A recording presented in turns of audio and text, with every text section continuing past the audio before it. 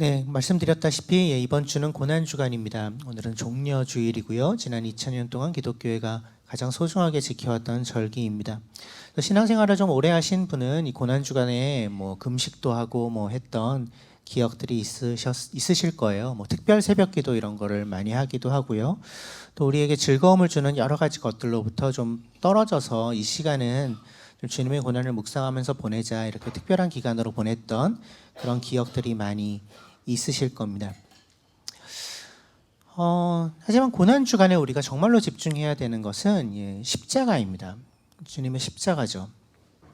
이미 오래된 영화라서 이미 여러분들도 보셨는지는 모르겠어요. 패션 오브 크라이스트라는 영화가 있습니다. 멜 깁슨이라는 유명한 배우가 감독을 해서 만든 영화죠. 예수님의 이 마지막 이 3일 고난, 순환을 굉장히 상세하게 묘사하면서 그렸던 그런 영화예요. 그래서 그 영화를 보면 예수님이 정말 피칠갑이 돼서 고통당하시는 그런 모습들을 담아놨어요.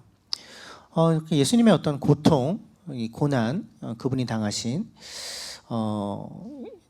거기에 주목하는 경우들이 자주 있습니다. 이 고난 주간에 예수님을 좀 불쌍히 여기면서 예수님 너무 불쌍하다. 예수님 어떻게 저렇게 고난을 당하셨나? 어떡하나 예수님? 이렇게. 하지만 사실은 잘 생각해 보면 이런 접근이 좀 적절하지는 않을 수도 있겠다, 이런 생각도 좀 들어요. 사실 불쌍한 사람은 우리죠. 예수님이 아닙니다. 긍휼이 필요한 존재는 우리입니다. 그분이 아니에요. 우리가 진짜 던져야 될 질문은 예수님 저렇게 아프셔서 어떻게, 예수님 저렇게 고난받으셔서 어떻게, 이런 질문이 아니라 사실은 진짜 중요한 질문은, 정말 복음서가 우리에게 던져주고 싶은 그러한 질문은 따로 있습니다. 예수님의 십자가, 고난, 죽으심과 관련해서 복음서가, 성경이 우리에게 정말로 던지고 싶은 질문은 따로 있어요. 십자가에 달리신 그분은 어떤 분이신가? 이런 질문이죠. 십자가 앞에 서 있던 그 사람들은 도대체 어떤 자들이었나? 그리고 십자가를 지금도 바라보고 있는 우리는 어떤 존재들인가? 이런 질문들이 복음서에서 예수님의 순환 이야기, 그 죽으심의 이야기, 십자가의 이야기를 볼 때 정말로 우리가 들어야 할 질문들이라고 저는 생각해요. 이런 질문들을 좀 염두에 두고 오늘 예수님의 순환 기사, 고난받으신 이야기를 좀 읽어보죠. 우리가 마가복음 계속해서 보고 있기 때문에 마가복음에 담겨 있는 대로 마가복음 15장 전체가 그 이야기인데요. 9절부터 39절까지를 그냥 쭉 읽겠습니다. 이 내용을 설교로 다 다루지는 않습니다. 그냥 흐름을 보면서 우리가 좀 읽도록 하죠. 천천히 좀 상상도 해보고 이 이야기 속으로 좀 들어간다라고 생각을 하면서 한번 9절부터 39절까지 같이 읽도록 하겠습니다. 시작. 빌라도가 말하였다. 여러분은 내가 그 유대인의 왕을 여러분에게 놓아주기를 바라는 거요? 그는 대제사장들이 예수를 시기하여 넘겨주었음을 알았던 것이다. 그러나 대제사장들은 무리를 선동하여 차라리 바라바를 놓아달라고 청하게 하였다. 빌라도는 다시 그들에게 말하였다. 그러면 당신들은 유대인의 왕이라고 하는 그 사람을 나더러 어떻게 하라는 거요? 그들이 다시 소리를 질렀다. 십자가에 못 박으시오. 빌라도가 그들에게 말하였다. 정말 이 사람이 무슨 나쁜 일을 하였소? 그들은 더욱 크게 소리를 질렀다. 십자가에 못 박으시오. 그리하여 빌라도는 무리를 만족시켜 주려고 바라바는 놓아주고 예수는 채찍질한 다음에 십자가에 처형당하게 넘겨주었다. 병사들이 예수를 뜰 안으로 끌고 갔다. 그곳은 총독 공간이었다. 그들은 온 부대를 집합시켰다. 그런 다음에 그들은 예수께 자색 옷을 입히고 가시관을 엮어서 머리에 씌운 뒤에 유대인의 왕 만세 하면서 저마다 인사하였다. 또 갈대로 예수의 머리를 치고 침을 뱉고 무릎을 꿇어서 그에게 경배하였다. 이렇게 예수를 희롱한 다음에 그들은 자색 옷을 벗기고 그의 옷을 도로 입혔다. 그런 다음에 그들은 예수를 십자가에 못 박으려고 끌고 나갔다. 그런데 어떤 사람이 시골에서 오는 길에 그곳을 지나가고 있었다. 그는 알렉산더와 루포의 아버지로서 구레네 사람 시몬이었다. 그들은 그에게 강제로 예수의 십자가를 지고 가게 하였다. 그들은 예수를 골고다라는 곳으로 데리고 갔다. 골고다는 번역하면 해골 곳이다. 그들은 몰약을 탄 포도주를 예수께 드렸다. 그러나 예수께서는 받지 않으셨다.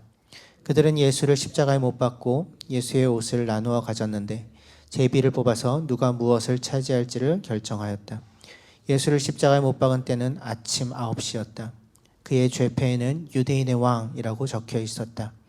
그들은 예수와 함께 강도 두 사람을 십자가에 못 박았는데 하나는 그의 오른쪽에 하나는 그의 왼쪽에 달았다. 지나가는 사람들이 머리를 흔들면서 예수를 모욕하며 말하였다. 아하, 성전을 허물고 사흘 만에 짓겠다던 사람아, 자기나 구원하여 십자가에서 내려오려무나. 대제사장들도 율법학자들과 함께 그렇게 조롱하면서 말하였다. 그가 남은 구원하였으나 자기는 구원하지 못하는구나. 이스라엘 왕 그리스도는 지금 십자가에서 내려와 봐라. 그래서 우리로 하여금 보고 믿게 하여라. 예수와 함께 십자가에 달린 두 사람도 그를 욕하였다. 난 12시가 되었을 때에 어둠이 온 땅을 덮어서 오후 3시까지 계속되었다. 3시에 예수께서 큰 소리로 부르짖으셨다. 엘로이 엘로이 레마 사박다니. 그것은 번역하면 나의 하나님 어찌하여 나를 버리셨습니까? 하는 뜻이다. 거기에 서 있는 사람들 가운데서 몇이 이 말을 듣고서 말하였다. 보시오, 그가 엘리야를 부르고 있소. 어떤 사람이 달려가서 해면을 신 포도주에 푹 적셔서 갈대에 깨어 그에게 마시게 하며 말하였다. 어디에 엘리야가 와서 그를 내려주나 두고 봅시다. 예수께서는 큰 소리를 지르시고서 숨지셨다. 그때 성전 휘장이 위에서 아래까지 두 폭으로 찢어졌다. 예수를 마주보고 서 있는 백부장이 예수께서 이와 같이 숨을 거두시는 것을 보고서 말하였다. 참으로 이분은 하나님의 아들이셨다. 목요일 밤 매우 늦은 시간에 제자들과의 유월절 저녁 식사, 최후의 만찬이라고 우리가 흔히 알고 있는 그 식사를 마친 예수님은 평소에 기도를 하러 자주 올라가셨던 겟세마네 동산으로 올라가셨습니다. 그리고 그곳에서 아주 늦은 시간에 유대 종교 지도자들의 무리에 의해 이제 체포되었죠. 예수님의 제자 중에 한 사람이었던 가룟 유다가 깜깜한 밤중에도 예수님이 누구인지를 이제 그들에게 알려주기 위해서 그들을 끌고 왔습니다. 그래서 입맞춤으로 이 사람이다라고 알려주었어요. 예수님과 함께 있던 제자들은 약간의 저항을 하려고 했지만 힘이 어차피 닿지 않았기 때문에 곧 모두 도망가 버렸고요. 예수님은 홀로 대제사장의 집으로 끌려가서 매우 불의한 아주 정말로 정당하지 않고 정의롭지 않은 종교 재판을 받았습니다. 유대 종교 지도자들은 예수를 오래전부터 죽이고 싶어 했거든요. 예수님이 자신들의 기득권 유지에 방해가 된다고 그들은 생각했기 때문이었죠. 금요일에 아침 해가 뜨자 매우 이른 아침에 대제사장의 무리는 예수를 끌고 로마의 총독이었던 빌라도의 공관으로 데리고 갑니다. 이제 그 빌라도에게 이 예수라는 자에게 사형을 선고해 달라고 요청하기 위해서였죠. 그 사형을 언도할 권한은 로마에만 있기 때문에, 로마 총독에게 있기 때문에. 그래서 빌라도가 그래서 예수를 심문했지만 별다른 죽을 만한 어떤 죄를 찾지는 못하였습니다. 오늘 본문에서 나왔죠. 이 사람이 무슨 나쁜 일을 하였소? 이렇게 얘기를 하죠. 하지만 오늘 우리가 읽었던 대로 이 유대 지도자들이 백성들을 선동해서 십자가에 못 박으시오, 그를 십자가에 못 박으시오라고 빌라도를 압박합니다. 결국 빌라도는 막 소란이 일어나니까 밀란이라도 일어날까 싶어서 그냥 죽여라 이렇게 예수에게 사형 언도를 하고 넘겨주고 맙니다. 그리고 나서 이제 오늘 우리가 읽었던 이야기들이 쭉 이어지는 거죠. 십자가라는 형상이 우리에게 참 익숙하기 때문에 별 생각 없이 그냥 십자가를 대하는 경우들이 사실은 많습니다.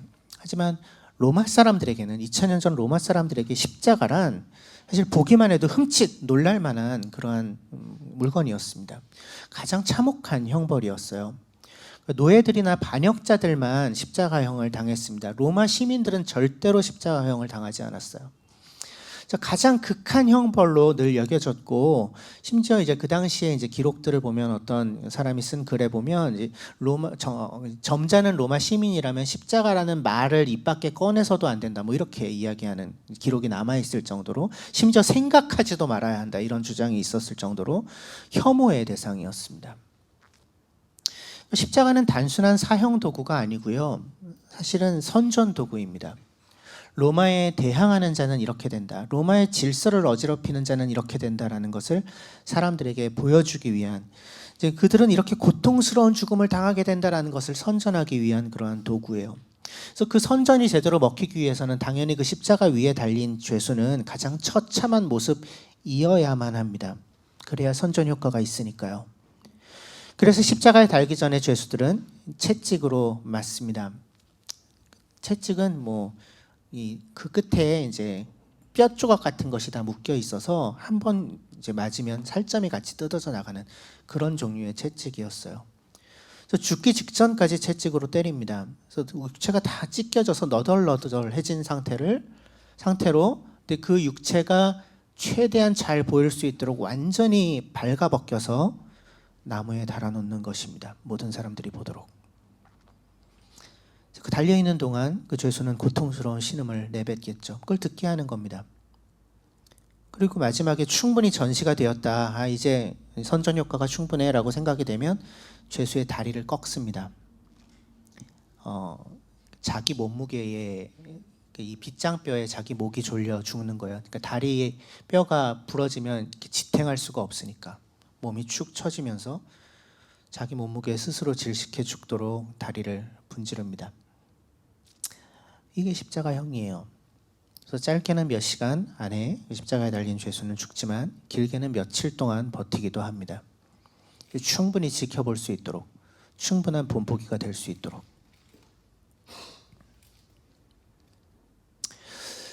그런데 복음서에서 예수께서 십자가에 달리시는 이 장면은 사실 굉장히 담담하고 단순하게 서술되어 있습니다.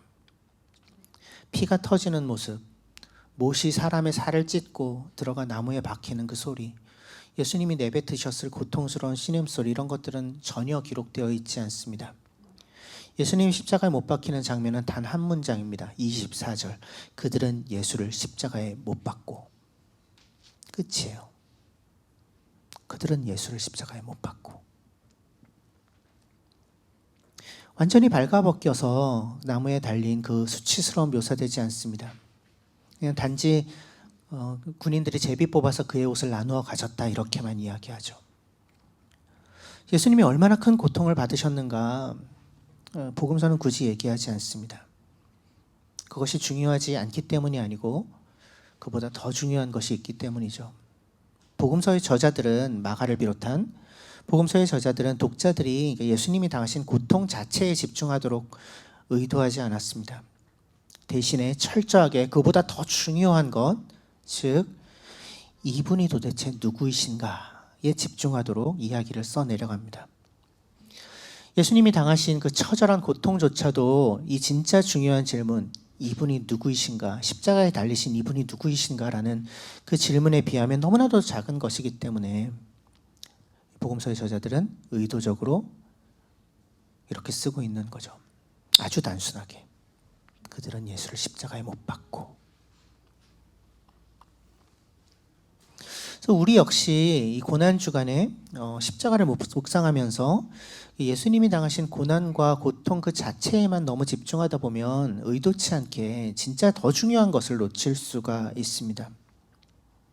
우리 역시 마찬가지로 그 십자가 앞에 서서 십자가를 묵상할 때 놓치지 않아야 되는 질문은, 더 중요한 질문은 십자가에 달린 이분이 누구이신가입니다. 그분은 왜 십자가에 달리셔야만 했는가? 그분이 누구이신가라는 질문에 대해서 오늘 본문이 우리에게 보여주는 재료들이 있습니다. 그분이 누구이신가? 그 십자가에 달린 예수는 도대체 어떤 분이신가? 본문에 어떤 것들이 나오고 있죠? 반복적으로 나오는 표현 중에 하나가 유대인의 왕이라는 표현입니다. 18절에 유대인의 왕 만세, 이제 로마 군인들이 예수를 조롱하면서 얘기하고요. 26절 십자가에 달린 예수님의 머리 위에 명패가 있었는데, 죄패가 있었는데 거기에도 유대인의 왕이라고 적혀 있었고 이게 공식 제목이었던 거예요. 32절에도 예수님을 조롱하면서 십자가의 아래에서 무리들이 이스라엘 왕 그리스도는 지금 십자가에서 내려와 봐라 이렇게 조롱합니다. 그래서 반복적으로 이 장면에서 예수님을 유대의 왕, 이스라엘의 왕이라고 얘기하고 있는 거죠. 예수님의 공식 제목은 왕을 참칭한 자, 자칭 왕이라고 주장한 자입니다. 로마가 임명하지 않았는데 스스로를 왕이라고 부른 자, 로마의 황제의 권위에 그래서 도전한 자, 정치범이죠. 반역자입니다. 그래서 십자가에 달게 된 거예요. 그런데 이 공식적인 제목, 유대의 왕이라는 제목은 굉장히 사실은 역설적인 진실을 담고 있죠. 예수님이 지금 스스로를 왕이라고 주장했다라는 제목으로 이제 십자가에 달려 계신데, 근데 그 제목이 그 혐의가 사실이냐 그렇지 않느냐에 따라 누가 진짜 죄인인지가 갈립니다. 만약에 그분이 이 유대 장로들이 주장한 대로 또는 빌라도가 그에게 사형을 언도한 그 죄목대로 정말로 왕이 아닌데 왕이라고 스스로를 주장한, 왕을 참칭한 가짜 왕이라면 예수가 받아야 했던 이 형벌은 정당합니다. 죄인이죠. 죽어 마땅한. 그 주장이 거짓이라면, 그가 왕이라는 것이 사실이 아니라면. 하지만 예수가 왕이시라는 것이 진실이라면 그를 십자가에 매단 사람들이 반역자들이죠. 그를 십자가에 매단 이들이 죄인이죠. 죽어 마땅한. 그래서 정말 중요한 질문은 이것인 겁니다. 그분이 정말 왕이신가? 그분이 유대의 왕이실 뿐만 아니라 온 세상의 왕이신가? 이 질문에 어떻게 대답하느냐에 따라서 누가 죽어 마땅한 죄인인지가 드러나는 것입니다. 진짜 죄인이 누구인지가. 그래서 유대의 왕이라고 달려있는 그 십자가 위에 있었던 그 죄패는 지금도 우리에게 질문을 던지고 있는 거예요. 예수가 왕이신가? 나에게도 왕이신가? 그러니까 내가 그를 왕으로 섬기지 않는다면 적어도 그는 나의 왕은 아닌 거거든요. 근데 그가 나의 왕이 아니라면, 왕이 아님에도 스스로 감히 왕이라고 주장한 그는, 예수는 죽어 마땅한 죄인이 되는 거죠. 나에게 있어. 하지만 그분이 정말 나의 왕이 맞다면 십자가는 굉장히 심각한 문제가 됩니다. 나의 왕이 참혹한 죽음을 무력하게 당하신 거예요. 도대체 왜? 라는 질문이 뒤따라오지 않을 수가 없는 거죠. 그래서 십자가는 그냥 익숙하다고 흔히 그냥 이렇게 보아 넘길 그런 문제가 아닙니다. 굉장히 중요한 문제를 우리에게 던져줘요. 십자가에 달리신 예수가 나에게 도대체 누구이신가? 나는 그분의 십자가에 어떻게 반응할 것인가? 그분의 그 죽으심이 도대체 무엇을 위함인가? 라는 심각한 질문들을 십자가는 지금도 우리에게 끊임없이 던지고 있는 것이죠.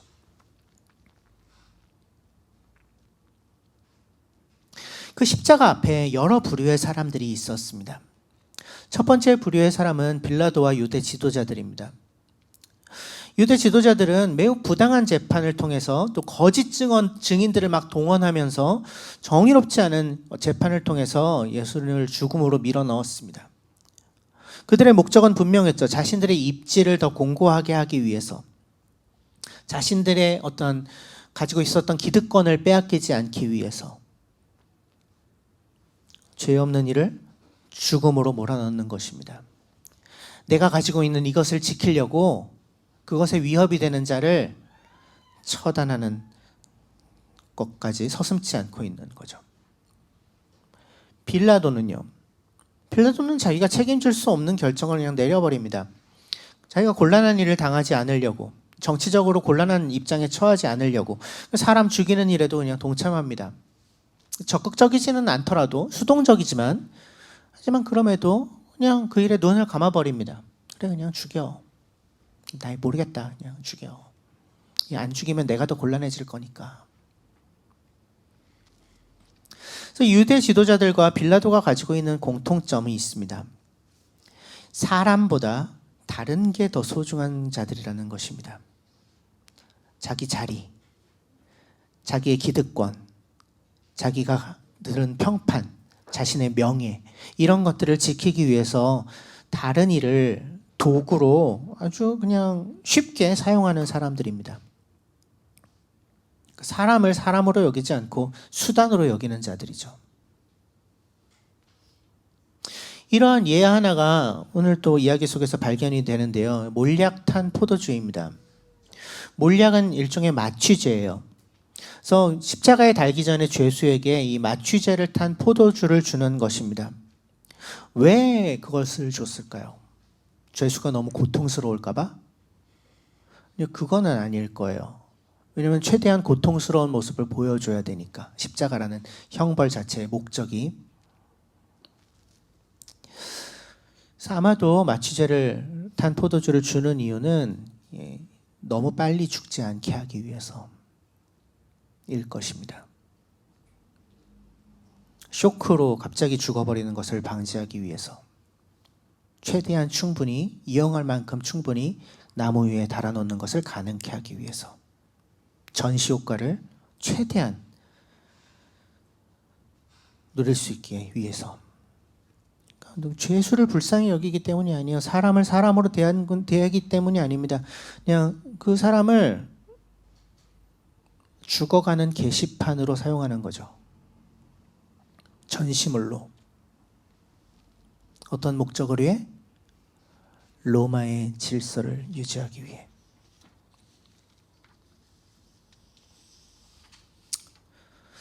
우리가 살고 있는 세상에서도 이런 일들이 비일비재하게 일어납니다.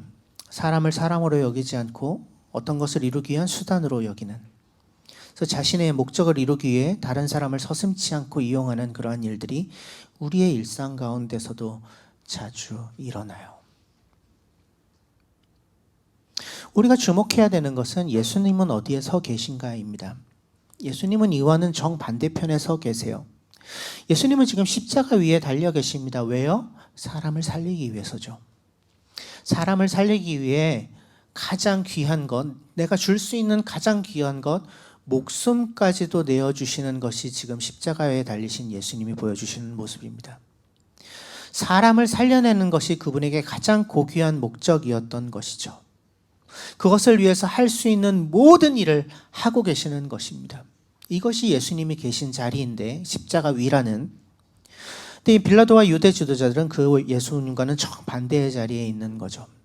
사람을 수단으로 이용하고 나의 목적을 이루기 위해서 다른 사람들을 써먹는 정반대의 자리에 있는 것입니다. 우리는 어느 자리에 서 있나요? 종종 그런 선택을 요구받을 때가 있어요. 야, 네가 살려면 개를 희생양물로 바쳐야지. 개를 죽여서라도 네가 살아야지. 이런 경우들이 있어요. 그런 선택을 종용받는 경우들이 있습니다. 그때 나는 빌라도와 유대 지도자들과 같은 자리에 설 것이냐, 아니면 예수의 자리에 설 것이냐 선택해야 되는 것이죠.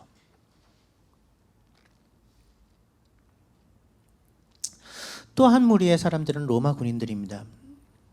16절, 이 병사들이 예수님을 뜰 안으로 끌고 가서요, 총독 공간의 뜰 안으로 끌고 가서 온 부대를 집합시킵니다.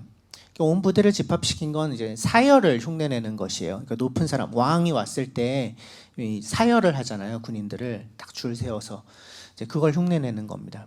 그래서 예수님께 이제 17절, 자색 옷을 입히고 가시관을 씌웠다. 또 마태복음과 누가복음에는 갈대를 그 손에 들렸다. 그러니까 왕의 복장을 이제 코스프레를 시킵니다.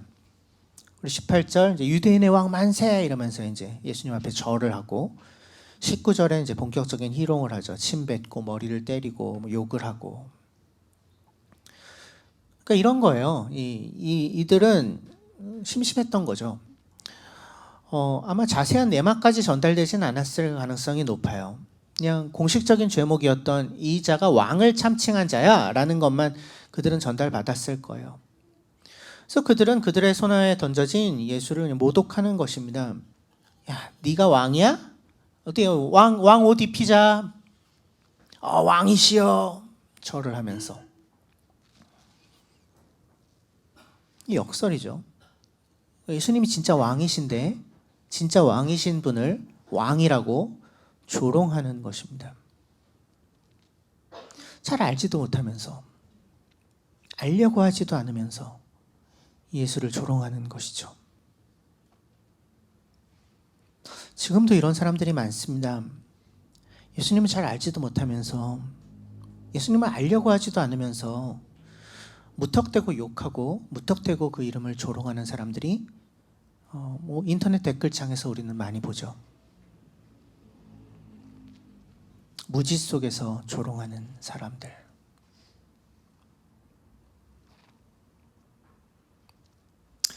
또 한 부류의 사람들은 예수를 조롱하던 십자가 밑에 군중들입니다. 30절 너나 구원하여서 십자가에서 내려오려무나 이렇게 예수님을 조롱하죠. 36절 어디 엘리야가 와서 그를 구해주나 두고 봅시다. 그러니까 예수를 모욕하는 이들은 누구입니까? 하나님을 안다고 하면서 철저하게 세상 방식을 따라서 사는 사람들입니다. 하나님조차도 자신들의 그 상식, 세상 방식에 따라서 움직이기를 기대하고 있는 사람들이에요. 그러니까 이런 말을 하는 거예요. 이해가 되세요?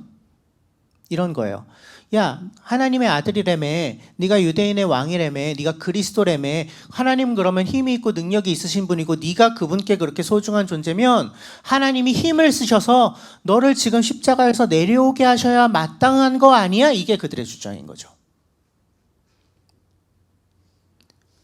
그러니까 하나님이 자신들의 생각하는 대로 자신들의 뜻과 기준대로 움직이셔야 된다고, 그렇게 움직이시지 않으면 하나님이 아니라고 생각하는 이들입니다. 그러니까 이들은 다른 길이 있다는 것을 꿈에도 생각하지 못해요. 이들이 생각하는 하나님의 뜻은, 하나님의 일하시는 방식은 능력과 힘으로 압도하는 거죠. 그것뿐이에요. 마치 십자가에 달린 예수가 갑자기 신비하게 밑으로 내려오는 것처럼, 그런 기적이 눈앞에 보이는 것처럼. 하나님이면 이렇게 하셔야지. 아니요. 그건 하나님의 방식이 아니고요. 세상의 방식입니다. 힘을 보여줌으로, 능력을 보여줌으로 어떤 주장을 관철시키는 것은 세상의 방식이에요. 하나님의 방식은 이와는 전혀 달라요. 예수님이 지금 그 하나님의 방식을 보여주고 계신 거예요. 하나님이 뜻하신다면 십자가에 달린 예수님을 십자가에서 내려오게 하실 수 있었을까요? 있었죠. 당연히. 그렇게 하셨다면 예수님을 그 죽음에서 구할 수 있었을 것입니다. 하지만 그분이 그렇게 십자가에서 내려왔다면 그 자리에 있던 사람들은 정말 그리스도가 맞았군요 이렇게 추앙했을지는 모르지만 그냥 거기서 끝이었겠죠. 모든 인류의 죄 문제를 해결할 수는 없었을 것입니다.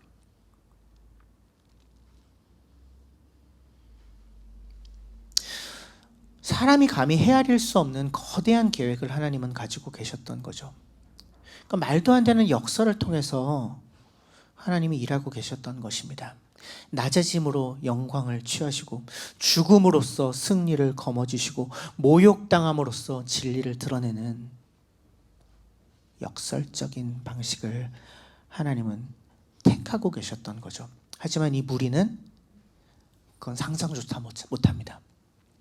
그들의 생각 너머에서 하나님이 일하고 계시다는 것은 꿈에도 생각하지 못해요. 우리에게도 그런 모습들이 있지는 않습니까? 하나님이시라면 이렇게 하셔야 되는 거 아니야? 하나님이 나를 사랑하신다며, 하나님에게 내가 소중하다며, 그러면 당연히 이렇게 하셔야지 되는 거 아니야? 이런 문제들을 강력하게 개입하셔서 해결하셔야지 되는 거 아니야? 아니 저렇게 나를 부당하게 괴롭히는 자들 하나님이 한 번에 없애주셔야 마땅하지 않아? 세상의 방식이라고요. 하나님이 일하시는 방식은 그런 방식과는 전혀 다를 수 있어요. 그분은 너머에 계신 분이시기 때문에.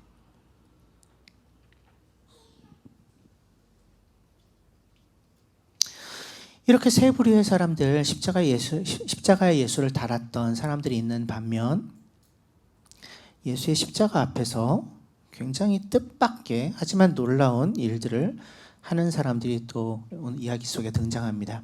첫 번째 인물은 구레네 시몬입니다. 21절에 나오죠. 느닷없이 나와요, 정말. 예. 근데 또 심지어 마가복음은 이 사람을 자세하게 소개합니다. 어떤 사람이 시골에서 오는 길에, 굳이 이런 얘기할 필요 없잖아요. 예. 시골에서 오는 길에 그곳을 지나가고 있었는데 그가 누구냐면 알렉산더와 루포의 아버지인데 구레네 사람 시몬이었다. 이렇게 소개해요. 왜 이렇게 소개할까요?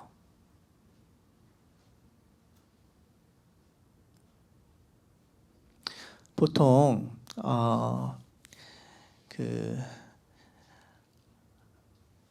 누구의 아버지를 자식의 이름으로 소개할 때는 어느 경우죠? 예를 들어 저기 더불어함께 교회에 하나유스의 새로운 전도사님이 오셨다고 칩시다. 근데 이제 저기에는 저희 아들 딸이 있어요. 시윤이와 정윤이가 하나유스에 다니고 있어요. 그런데 이제 그 전도사님한테 누가 저를 소개시켜 줄 때 뭐라고 소개해요? 저분이 시윤이 정윤이 아버지예요. 왜 그렇게 소개하죠? 그 전도사님의 어떤 그 그룹에 아이들이 있기 때문에 아마 그랬을 거예요. 마가 공동체에 알렉산더와 루포는 잘 알려진 사람들이었을 거예요. 그러니까 알렉산더와 루포의 아버지였던 구레네 사람 시몬 이야기를 하고 있는 거예요. 그리고 그가 시골에서 올라와서 그냥 이렇게 기웃기웃하다가 그냥 갑자기 야 너 와가지고 이것 좀 짊어져. 군인이 이렇게 시키니까 투덜투덜 했을 거야. 이렇게 이제 짊어지고 가는 이제 그런 모습을 보여주고 있는 거죠. 로마서 16장 13절에 바울의 이제 로마 교인들에게 문안할 때 루포의 어머니에게 문안해 주십시오. 그는 나에게도 어머니 같은 분입니다. 뭐 이렇게 표현하는 장면이 등장합니다. 그래서 구레네 시몬의 아들들도 그렇고 그의 아내도 교회의 일원이었고 아마도 이 구레네 시몬도 교회의 일원이었을 거예요.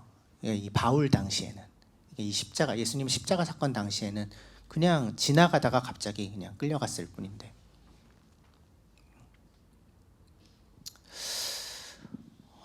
모든 그 복음 마태복음, 마가복음, 누가복음, 요한복음을 제외하고 이 공간복음이라고 하는 마태복음, 마가복음, 누가복음에는 이 구레네 시몬의 이야기가 다 등장합니다. 굉장히 중요한 인물로서 언급해요. 왜 그랬을까? 근데 적어도 이 마가의 기록을 보면 예수님의 제자들이 이 자리에 없습니다. 다 도망갔으니까요. 그래서 15장 40절에 가면 이제 멀찍이서 이제 이 장면을 여인들이 지켜보고 있었다. 예수님을 따르던 여인들이 지켜보고 있었다. 이 정도의 언급만 등장하고요. 예수님을 따라다니던 무리는 혹시 자기들도 이제 말려들까봐 거기에 없었어요. 그래서 예수님의 십자가 사건을 그들은 지켜보지 못했다는 거예요. 근데 이 복음서에 기록된 예수님의 이 십자가 사건이 꽤 상세하게 기록되어 있는데 그렇다면 누구의 증언을 통해서 이것이 기록되었을까요?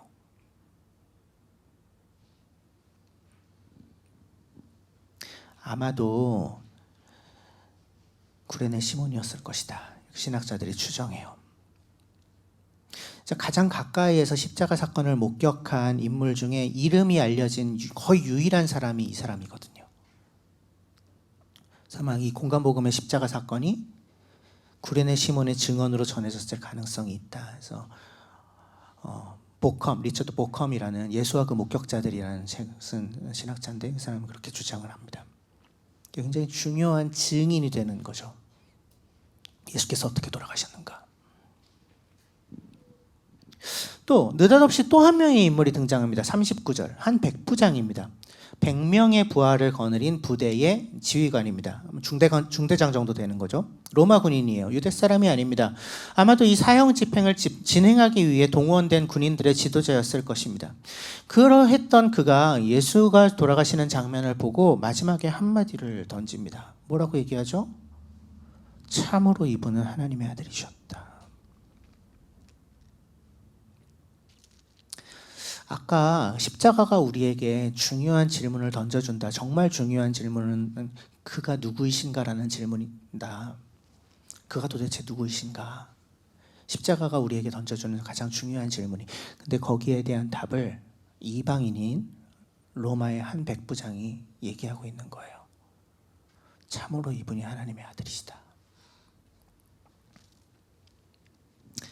결국 이 예수의 십자가 사건에서 가장 중요한 증인이 된 사람은 그동안 예수님의 제자라고 자처하던 그런 사람들이 아니었어요.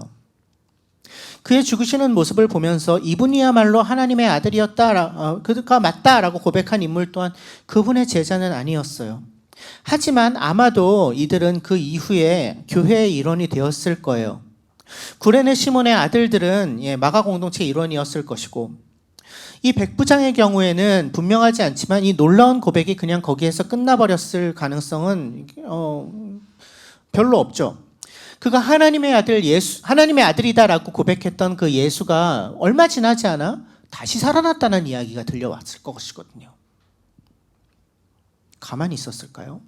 아니, 가만히 있지 않았을 것입니다. 교회를 찾아갔을 거예요. 예수의 십자가 앞에서 보냈던 그 단 몇 시간이 그들의 인생을 송두리째 바꾸어 놓은 것입니다. 그전에는 예수를 알지도 못했고 예수를 따라서 살지도 않았지만 그 십자가 앞에 서 있었던 그 몇 시간이 그들을 이전과는 전혀 다른 삶을 사는 존재들로 바꿔놓은 것이죠. 예수의 십자가가 그만큼의 힘이 있는 것입니다. 정말 진실하고 정말 정직하게 그것을 대면한다면, 그 십자가가 어떤 의미가 있는지, 그 십자가에 달리신 분이 누구인지를 주목하기만 한다면 지금도 우리에게도 역시 그 십자가는 놀라운 힘을 발휘합니다. 구레네 시몬에게 그랬던 것처럼, 로마의 한 백부장에게 그랬던 것처럼.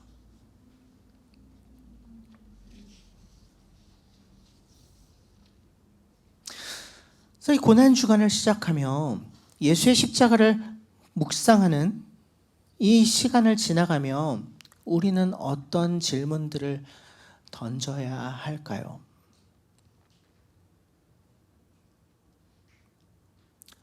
십자가에 달리신 예수는 당신에게 누구이십니까? 그분이 도대체 누구이신가요? 그분이 달리신 그 십자가 앞에서 당신은 누구입니까? 당신은 어느 자리에 서 있나요? 그래서 우리가 십자가 앞에 나아가 스스로에게 던져야 되는 질문들은 이런 것들일 것입니다. 예수님이 얼마나 고통스러우셨을까, 이런 게 아니고요. 그분이 누구이신가? 그 십자가 앞에서 나는 도대체 누구인가? 나는 어느 자리에 서 있는가? 누구를 닮아 있는가? 이것이 십자가를 바라보며 우리가 대면하게 될 질문들인 거죠. 그래서 이 질문들에 어떤 답을 내놓으시겠습니까? 이 한 주간 우리가 예수 그리스도의 십자가를 묵상하며 이 질문들 안에 깊이 머무는 시간이 되었으면 좋겠습니다. 십자가에 달리신 그분이 누구이신지, 그 십자가 앞에 서 있는 나는 누구인지 묵상하고 답을 찾아가고, 이 백부장이 답했던 것처럼 참으로 그분이 하나님의 아들이시구나, 하나님이시구나 라는 데까지 갈 수 있게 되기를 간절히 소망해요. 그러한 한 주간 보내고 우리 성금요 예배 때도 다시 한번 함께 묵상하고 다음 주일 부활주일을 함께 맞이할 수 있었으면 좋겠고요. 그래서 이 한 주간이 그냥 흘려 지나 버리는 한 주간이 아니고 참으로 우리에게 의미 있는 한 주가 되기를 간절히 소망해요. 잠시 침묵하겠습니다.